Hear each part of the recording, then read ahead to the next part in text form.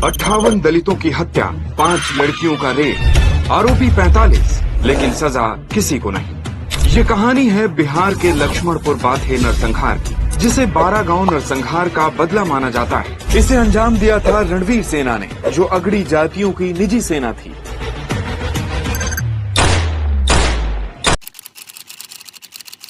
जो लोग सो रहे तो उन्हें सोते सोते मार दिया गया। गोलियां चलाई, कुल्हाड़ियां चलाई, गले भी काट दिए। औरतें, बच्चे, गर्भवती महिलाएं, किसी को नहीं बख्शा गया। एक गर्भवती महिला का पेट चीरकर उसका भ्रूण निकाल लिया गया। 1 साल के मासूम बच्चे को नहीं छोड़ा गया। कुल 58 लोग मारे गए, 27 महिलाएं, 16 बच्चे और 8 गर्भवती महिलाएं। दरिंदगी ऐसी कि जो रुकी नहीं।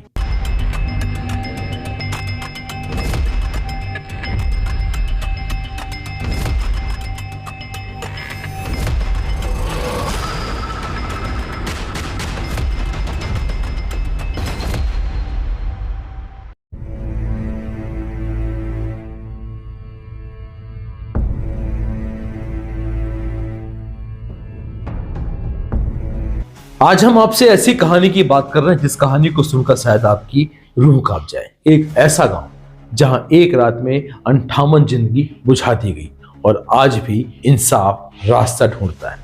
बिहार की धरती पर लिखे गए कुछ ऐसे अध्याय जिन्हें पढ़ना नहीं बल्कि महसूस करना पड़ता है। ये वो पन्ने हैं जिन पर स्याही नहीं, खून गिरा है।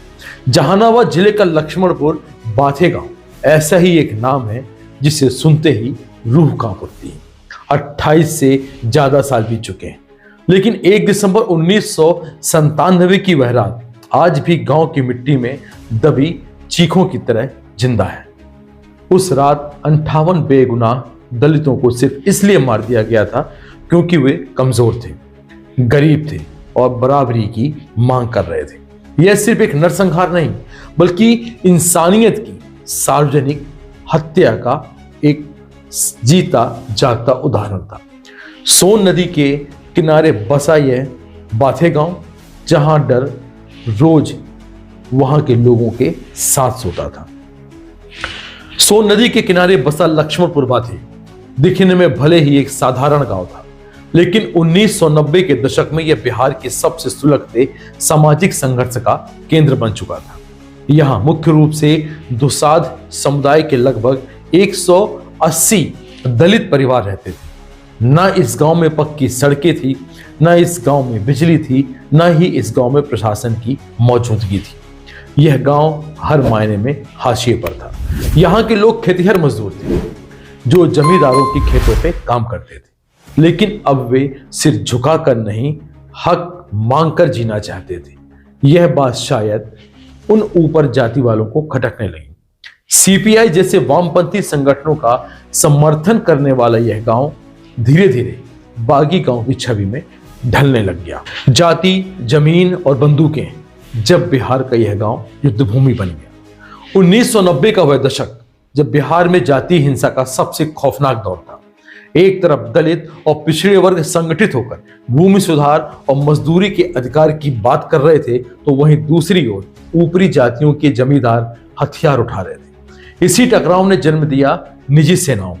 1992 में गया के 12 गांव में 37 भूमिहारों की हत्या ने आग में घी डालने का काम किया। इस नरसंहार के बाद ऊपरी जातियों में डर और बदले की भावना का आकार लिया और 1994 में भोजपुर के बेलाउर गांव में रणवीर सेना का गठन कर दिया गया। एक ऐसी निजी मिलिशिया जिसका मकसद था नक्सलियों से बदला लेना। लेकिन बदला किससे लिया गया? हथियारबंदों ने निशाना किन नहीं थे दलितों को बनाया।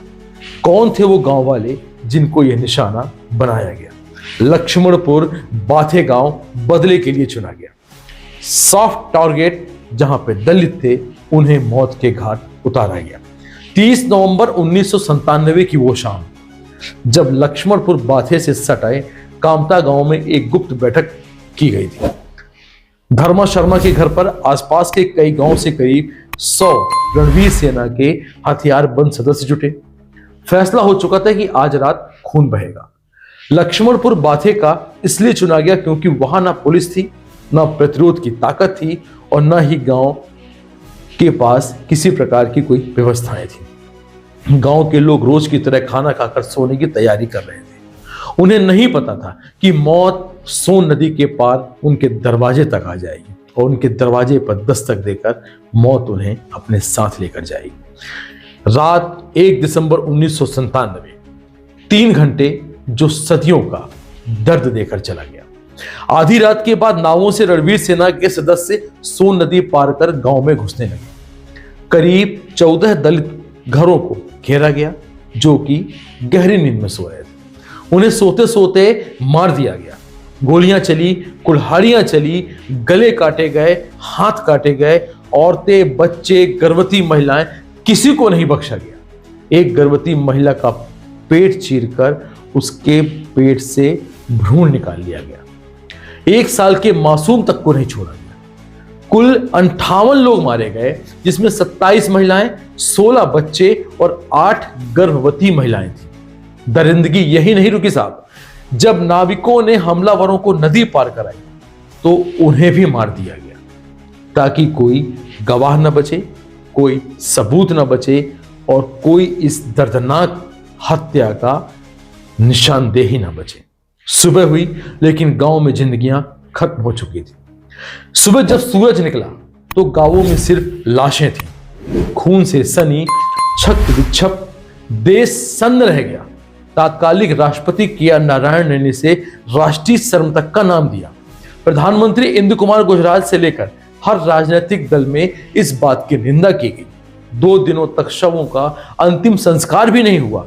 गुस्से और शोक से भरे लोग इंसाफ की मांग करते रहे। आखिरकार 3 दिसंबर को सोन नदी के किनारे सामूहिक इन 58 लोगों का दाह संस्कार हुआ।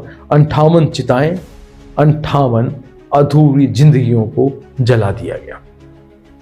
अदालत, फैसले और वहां के लोगों का टूटता विश्वास लगातार जारी रहा। 26 आरोपी पकड़े गए। 2002 से निचली अदालत ने 16 को उम्र कैद, 3 को फांसी की सजा सुनाई। लगा कि शायद न्यायालय से हमें न्याय मिलेगा, लेकिन सन 2003 में पटना हाई कोर्ट ने सबूतों के अभाव में सभी आरोपियों को बाइज्जत बरी कर दिया। यह फैसला पीड़ितों के लिए दूसरा नरसंहार था। इस बार न्याय की अर्थी उठा दी गई। आज भी मामला सुप्रीम कोर्ट में लंबित है। 28 सालों से ज्यादा का समय बीत चुका, परंतु लक्ष्मणपुर बाथे के लोग ये पूछते हैं, क्या हमारी जान की कीमत सिर्फ इतनी ही थी कि हम आज भी जिंदा हैं? जख्म अधूरे हैं। इंसाफ की आस लगाए आज भी लक्ष्मणपुर बाथे गांव के लोग बैठे हुए हैं। लक्ष्मणपुर बाथे अब शांत दिखता है, लेकिन यह शांति कब्रिस्तान के जैसी है, शमशान घाट के जैसी है। कई परिवार पलायन कर गए, स्मारक बने, सभाएं हुई, लेकिन इंसाफ नहीं मिला। यह नरसंहार सिर्फ अतीत नहीं, यह याद दिलाता है कि जब जाति, सत्ता और बंदूक एक साथ आ जाए तो लोकतंत्र भी खामोश हो जाता है। लक्ष्मणपुर बाथे आज भी यह इंतजार कर रहा है कि उस दिन का जब 58 बेगुनाहों की आत्माओं को सुकून मिलेगा, उस दिन का जब उन्हें इंसाफ मिलेगा और इंसाफ सिर्फ किताबों में नहीं जमीन पर दिखाई देगा। आज भी लक्ष्मणपुर बाथे गांव के लोग इस बात का इंतजार कर रहे हैं। रणवीर सेना के द्वारा की गई 58 लोगों की वह निर्मम हत्या आज भी उनकी आत्माएं चीख चीख कर पुकारती हैं कि आखिर हमें न्याय कब मिलेगा। क्या इस न्याय की आस में कहीं ऐसा तो नहीं कि दोबारा ऐसे ही कुछ लोगों के साथ अन्याय हो, उनकी हत्याएं कर दी जाए और लक्ष्मणपुर बाथे गांव केवल भारतीय मानचित्र में एक भूमि के रूप में दर्शाया जाए, जहां पर ना लोग हो, ना जिंदगी हो और ना ही वहां पे निवास करने वाली प्रकृति हो। आप भी क्या सोचते हैं? क्या ऐसे नरसंहार करने वाले लोगों के खिलाफ किस प्रकार का न्याय मिलना चाहिए? कमेंट बॉक्स में हमें जरूर कमेंट दीजिएगा और वीडियो को जमकर शेयर करिएगा, ताकि ऐसे लक्ष्मणपुर बाथे जैसे हजारों लाखों परिवार आज भी ऐसे हैं जिन्हें न्याय की दहलीज में न्याय नहीं मिल पा रहा है। जय हिंद, वंदे मातरम।